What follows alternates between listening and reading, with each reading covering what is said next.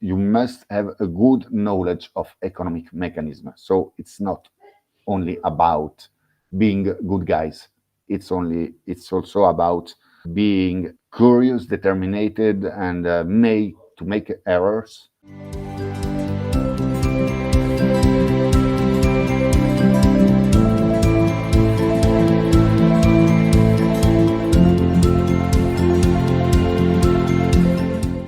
Hello, so we're here with Climate Circular Coop, another short interview. I'm very happy to be with Nicolas here today from Cooperative Reware, from a social cooperative based in Rome. He will tell us a little bit about his work and why the cooperative is what it is and how it manages to implement a form of circular economy. Hi, Nicolas, thank you for being with us. Thank you. So tell us, Reware, a little bit of the history, but also its business model, and what are the driver of this very interesting mission that you have? So our cooperative is a small cooperative here in Italy, and it's also a social business under the Italian law, which is quite a specific form of social business because it's not the same you have in other countries in Europe. And so we are on one side a cooperative of workers organized together to manage their own professional activity. And on another side, we have a specific scope, which is an environmental scope in the protection of environment and specifically in the prevention of waste. So we refurbish computers we take from large companies, national, even some subsidiaries of international companies here in Italy. And we ask the computer they want to dismiss to be sold to us when they want, but often they don't want to sell them because what we can offer them as a economical counterpart is really small, even if it's really big for us. And so we propose also to build together CSR projects. We just propose really simply, I would make it short, and then you give us your computers for free. We refurbish them. We sell 80% of the computers, and 20% of these computers will be given to non-profit organizations or public schools in your name for free. When we refurbish, we put on the computer the work, the cost of the organization, but also components, because we empower the computer, adding more RAM, changing disks with solid state disk, new ones, and so on. So we take dismissed old computers, but we transform them in absolutely viable computers for today, okay? So this is our main activity. We started in 2013 we were 3 people, and with a really small business, it was like 60,000 euros per year. Now we are over 1 million of income for the cooperative, and we are growing. We are 8 people now. We plan to be 10 people at the end of the year. So that's the introduction. And so if you can tell us a little bit about what drives the environmental component of the cooperative.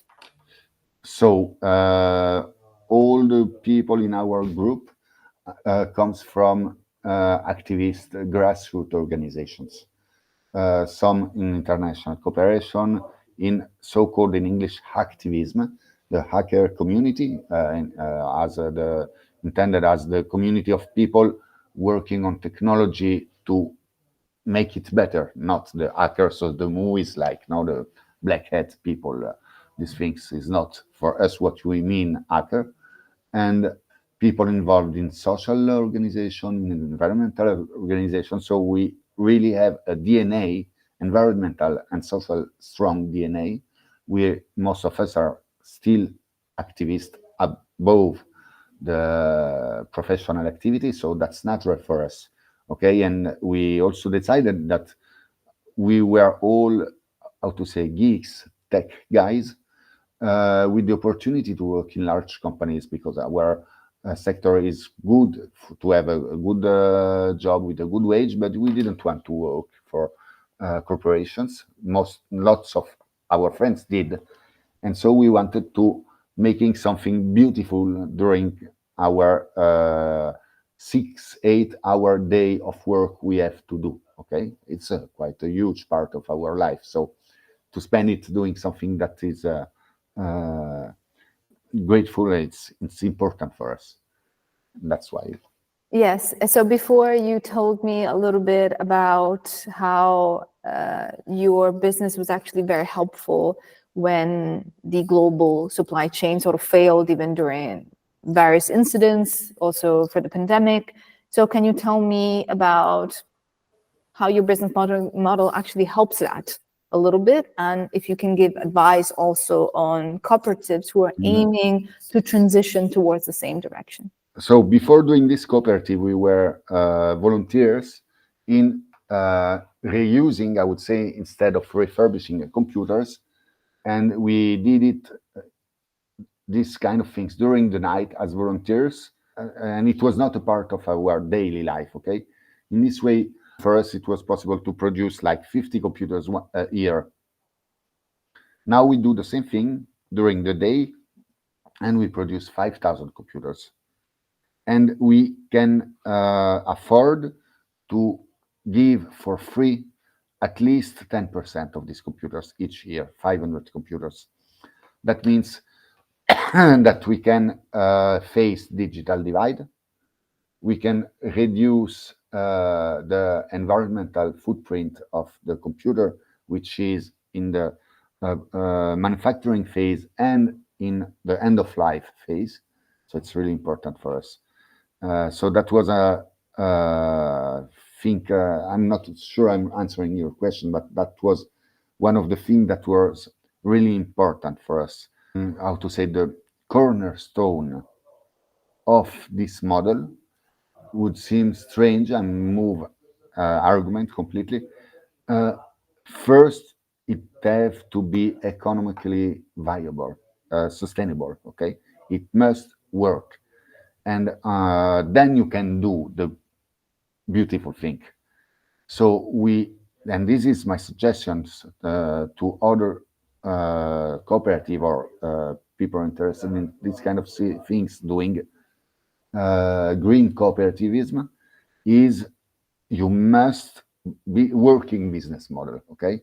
Because here inside the cooperative, we are friends, and I'm joking, nearly joking, it's a paradise between equals. Outside, the world is still really aggressive.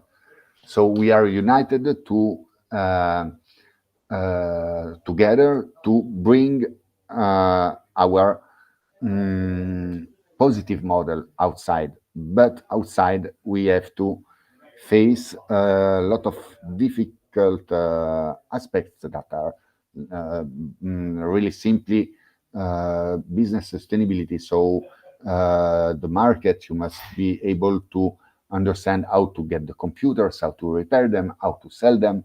To one of the really hidden skills we discovered that is really rare, really difficult to even formalize, is the ability to understand which is the right price of a refurbished computer. Okay, and this is a thing that is in between market and culture and environment. So it's a kind of multidisciplinary skill that is need to be integrated inside the organization.